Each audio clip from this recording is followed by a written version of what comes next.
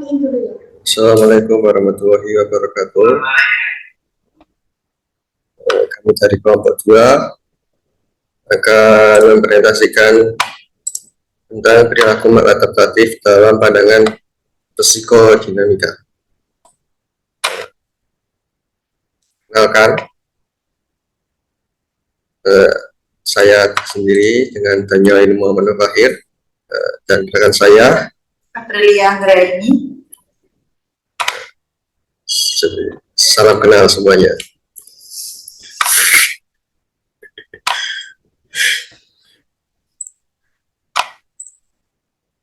Baik, saja. Materi yang akan kami sampaikan yakni perilaku maladaptatif dalam pandangan psikodinamika. Adapun sebab pembagiannya, yang pertama pengertian dan bentuk tingkah laku maladaptatif, yang kedua teori psikodinamika, ketiga perilaku maladaptatif menurut teori psikodinamika, dan yang keempat faktor yang mempengaruhi perilaku maladaptatif. Yang pertama akan disampaikan oleh rekan saya, Mbak Aprilia Anggraini. Waktu dan tempat dipersilakan. Baik, di sini saya akan mempresentasikan tentang pengertian dan tingkah laku maladaptatif. Definisi perilaku maladaptif terdiri dari dua kata, yaitu perilaku artinya wujud dari respon otak dalam mengolah stimulus yang diterima dari luar. Sedangkan maladaptif terdiri dari dua kata, yaitu mal yang artinya tidak dan adaptif. Perilaku maladaptif adalah setiap perilaku yang mempunyai dampak merugikan bagi individu atau masyarakat. Perilaku maladaptif ialah perilaku yang menyimpang dari norma sosial yang selalu berpengaruh buruk pada kesejahteraan individu dan kelompok sosial. Perilaku maladaptif juga dapat disebut perilaku yang menyimpang. Hal ini sesuai dengan pendapat para ahli seperti Mustaqim Abdul Wahid yang menyatakan bahwa seorang siswa dikategorikan bermasalah apabila ia menunjukkan gejala-gejala penyimpangan atau perilaku yang tidak lazim dilakukan oleh anak-anak pada umumnya. Adapun faktor-faktor yang mempengaruhi perilaku maladaptif, yaitu yang pertama faktor keluarga. Menurut Kartini Kartono, kenakalan remaja menjelaskan bahwa kenakalan yang diperbuat oleh anak-anak yang khususnya remaja pada umumnya adalah hasil dari transisi perilaku mental orang tua, anggota keluarga, dan lingkungan sekitar, ditambah dengan nafsu primitif dan agresivitas yang tidak terkontrol yang dapat berpengaruh pada mental dan kehidupan perasaan remaja yang belum matang dan sangat labil. Yang kedua yaitu faktor lingkungan masyarakat, yaitu lingkungan sosial berinteraksi langsung di masyarakat dengan budaya yang kurang baik dan akan berpengaruh pada proses kemampuan penyesuaian diri anak dalam mengembangkan kemampuannya, sehingga mengalami kendala dalam proses penyesuaian dengan lingkungan baik. Nah, yang ketiga yaitu faktor lingkungan pendidikan atau sekolah. Lingkungan pendidikan merupakan lingkungan berkumpul siswa yang ditiru pada saat interaksi dengan lingkungan sekitar. Lalu faktor-faktor penyebab terjadinya perilaku maladaptif yaitu bisa dilihat dari yang pertama kondisi fisik, itu yang lemah, kerdil, cacat, tidak berfungsi, atau wajah yang tidak menarik. Dan yang kedua dari sisi psikologi, kecerdasan di bawah rata-rata, konsep diri yang negatif sebagai dampak dari frustasi yang terus-menerus dalam memenuhi kebutuhan dasar, contohnya selalu gagal untuk memperoleh status kasih sayang, prestasi, dan pengakuan. Nah, yang ketiga yaitu kondisi yang tidak kondusif. Kondisi lingkungan yang tidak kondusif itu hubungan interpersonal dalam keluarga yang tidak harmonis, kemiskinan, dan perilakuan yang keras dari orang tua. Next. Nah, yang kedua yaitu pengertian psikodinamika. Teori psikodinamika adalah teori psikologi yang berupaya menjelaskan hakikat dan perkembangan tingkah laku kepribadian manusia. Teori psikodinamika dipelopori oleh Sigmund Freud.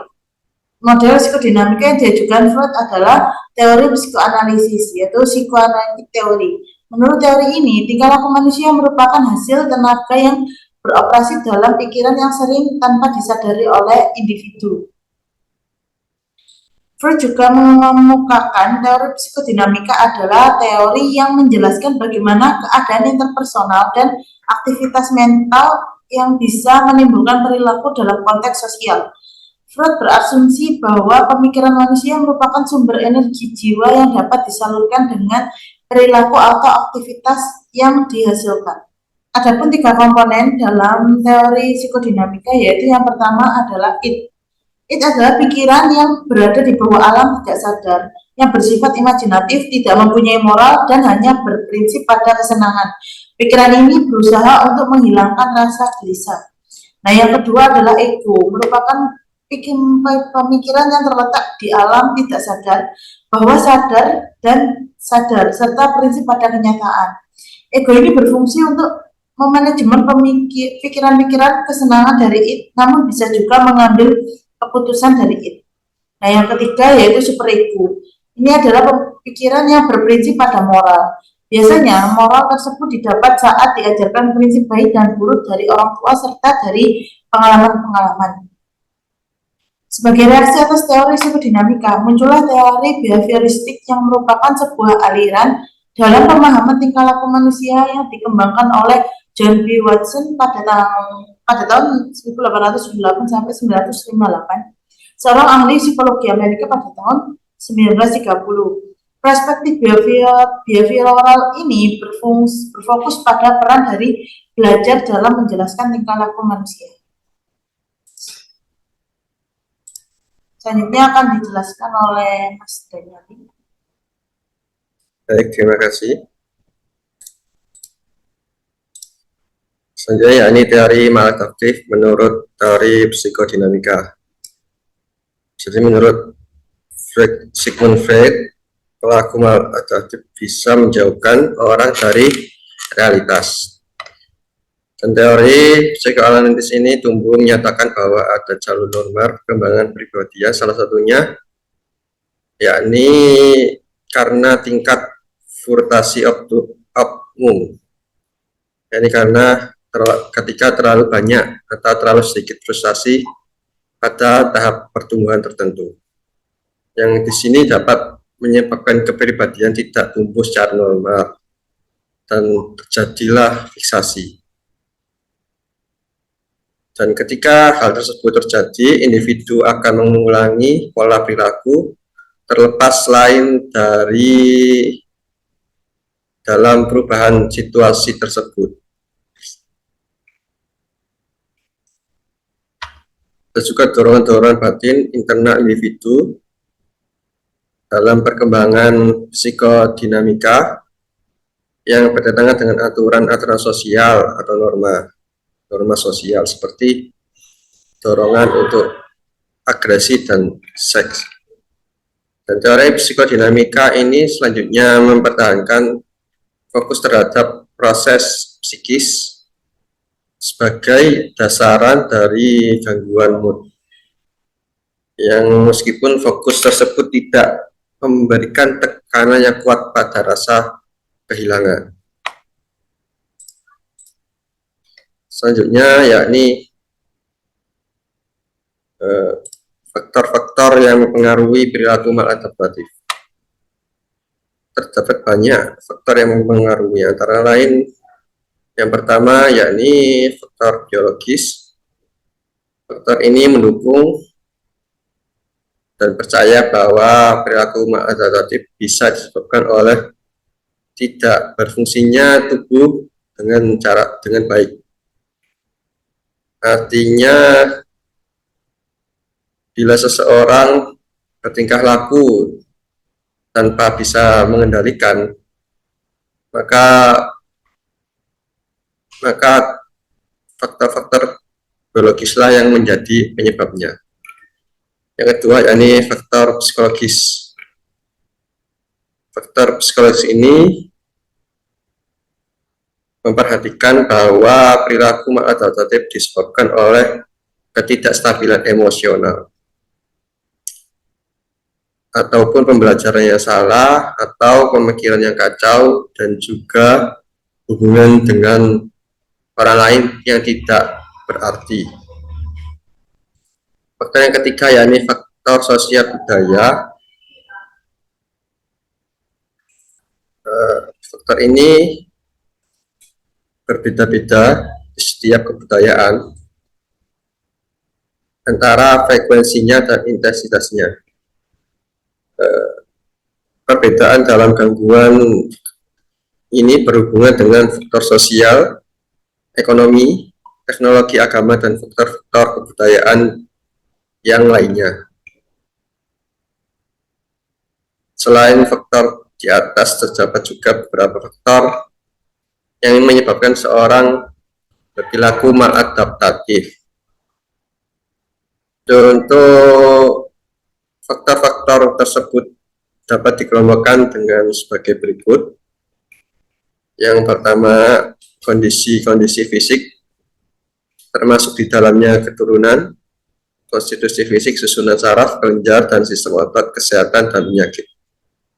Yang kedua, perkembangan dan kematangan, khususnya kematangan intelektual, sosial, moral, dan emosional. Yang ketiga, yakni penentu psikologis, termasuk dalamnya pengalaman, belajar, pengkondisian penentu diri, frustasi, dan konflik. Yang keempat, yakni kondisi lingkungan, khususnya keluarga dan sekolah. Dan yang terakhir, yang nomor 5, yakni penentu kultural, termasuk agama. Karena pada dasarnya setiap tindakan menyimpang yang dilakukan seseorang adalah merupakan pesan yang disampaikan kepada lingkungannya atau sekitarnya. Dalam rangka merespon lingkungannya pada dirinya yang terdapat kesenjangan dalam kebutuhannya. Abraham Maslow mengidentifikasikan 6 tingkat kebutuhan pokok manusia yang mendorong perilakunya, yakni yang pertama kebutuhan fisik yang diperlukan untuk bertahan hidup seperti makan, istirahat, oksigen, air, vitamin, dan lain sebagainya. Atau yang di sini kebutuhan disebut kebutuhan primer. Yang kedua yakni kebutuhan akan rasa aman. Ditunjukkan oleh seseorang secara pasti, kontinu, dan teratur. Orang dapat mudah terganggu dalam situasi yang rancau dan tidak menentu, atau situasi yang dirasakan sebagai sesuatu yang membahayakan, yang membuatnya mudah menarik diri dalam situasi yang asing baginya. Yang ketiga yakni kebutuhan untuk mencintai dan dicintai, yang merupakan dorongan atau keharusan baginya untuk mendapatkan tempat dalam suatu kelompok, di mana dia dapat memperoleh kehangatan perasaan dan hubungan dengan masyarakat lain secara utuh. Yang keempat yakni kebutuhan akan harga diri, menuntut pengakuan individu sebagai pribadi yang mempunyai nilai, sebagai manusia yang berarti dan memiliki martabat. Yang kelima yakni kebutuhan akan aktualisasi diri, yakni memberikan dorongan kepada individu untuk mengembangkan dan mewujudkan seluruh potensi dalam dirinya. Hal ini dilakukan untuk menemukan dirinya atau identitasnya, dan untuk menjadi dirinya sendiri. Kebutuhan ini tumbuh secara wajar dalam diri setiap manusia. Dan yang terakhir yakni kebutuhan untuk mengetahui dan mengerti. Hal ini tampak pada individu yang cenderung untuk mensistematisasikan segalanya, menganalisis dan mengorganisasi, dan mencari hubungan yang utuh, satuan yang utuh. Jadi bukan hanya ingin tahu secara lebih jelas mengenai sesuatu saja. Jadi itu saja yang bisa kelompok kami sampaikan, kurang lebihnya kami mohon maaf dan mohon dimaklumi. Ada yang ingin ditanyakan atau disanggahkan bisa tulis di kolom komentar. Sekian dari kami. Wassalamualaikum warahmatullahi wabarakatuh.